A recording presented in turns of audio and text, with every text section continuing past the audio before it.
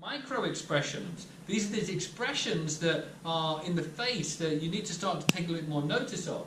So it's this is going to reinforce some of these pictures, what is supporting and happening to this person mentally. So in this situation, this is reinforcing a confidence. It's a straight stare, it's a confident look, and it's something that is actually reinforcing that they are in control. This is someone that obviously is not in control. So micro expressions, he's got sweat, his eyes are looking a little bit more dark, a little more angled, and they're not very comfortable. And if you just look at just some of these elements, and you can download this is something you can download, but just looking at this, which one looks more comfortable? Which one looks like they're feeling they're in control and that they've won a debate or a conversation? I would say, in this situation, Kennedy, absolutely. He's looking straight, and he's looking like he's feeling something. So his eyes here, if you look down, are just almost going straight.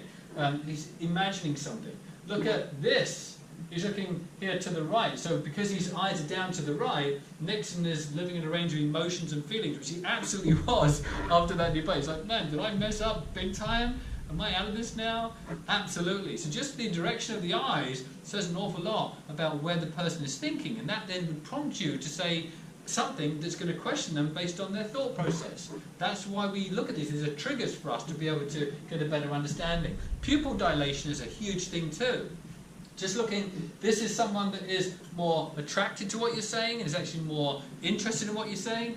This is somebody that's got a smaller pupil and they aren't so interested. And it doesn't mean that they're not actually really interested, it just means that they may have something else on their mind. What you want to make sure as we're going through all this is you're looking for clusters. You're not looking for one thing that's going to dictate what's happening in that person's mind. You're looking for a pattern or a cluster. 2 or 3 things that are happening that reinforce there's some hesitation or there's some disconnect in terms of what you're saying and how they're taking it. So that's why we're sharing this information with you, so that we can give you a better understanding of what to look for and then how to redirect the conversation accordingly. And then we've got, these are micro expressions. What is this a look of, would you think? If you had a customer that responded like this, what would you be thinking right now? I'd be thinking they're fearful about what I've just said. It's like, wow, they're in fear. Like, well, how much? So if you're seeing this, what you're looking back is eyebrows are raised, the eyelids too, there's tense lower eyelids, all of this is going, the lips are slightly sort of stretched. These are things that you're looking at that give you a bit of like pause and respond accordingly. What's this? This is a look of sadness. Someone's sad about what you've just said, or something's happening, or you may meet a client and they may be having this face. Not just for you, they must be in a bad situation. So, hey, acknowledge that. Is everything okay? That's all you've got to do in that situation. This is body language reading. Very simple. What about this? Do you think he's going to buy from you? I don't think so. He's a pretty angry guy right now. So if you're seeing anger, then something's triggered that anger. And therefore you want to prompt that and say, hey, I'm feeling like I've said something that didn't hit right with you on that last comment. Yeah, I'm really angry about that. I'm so angry right now. Give me a better price, or that wasn't what I was looking for, whatever it was, but stop the call, the conversation, and have the interaction because of what you've seen. That's what we want you doing. And what about this? He's in contempt, baby. This person's absolutely in contempt. Could have been something you said, something you saw, a situation that happened. It's like, you see this, it's like, how do you feel about what I've just said? I feel you're not exactly agreeing with that. Like, yeah, I'm not, because listen what I've heard. Well, listen what your competition said. That's why you need to stop it. If you're seeing this face, all these are signs that you're probably missing. Don't miss them anymore. I've even seen signs where someone's been talking to someone and the person they've been talking to has been going like this.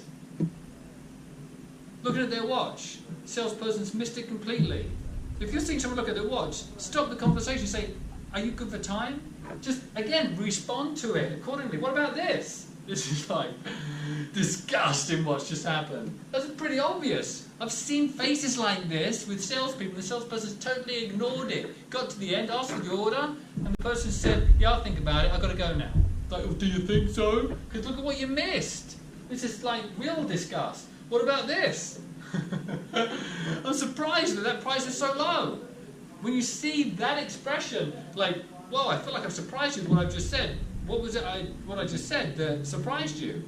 That's going to slow things down. It's going to make the person you're talking to be more aware that you're looking and listening to them. So these are elements that we want to make sure we're incorporating into our conversation. And this is obviously the smile of happiness. We want to make sure that you're seeing that this is someone that's happy with what you've just said. Don't miss that sign either.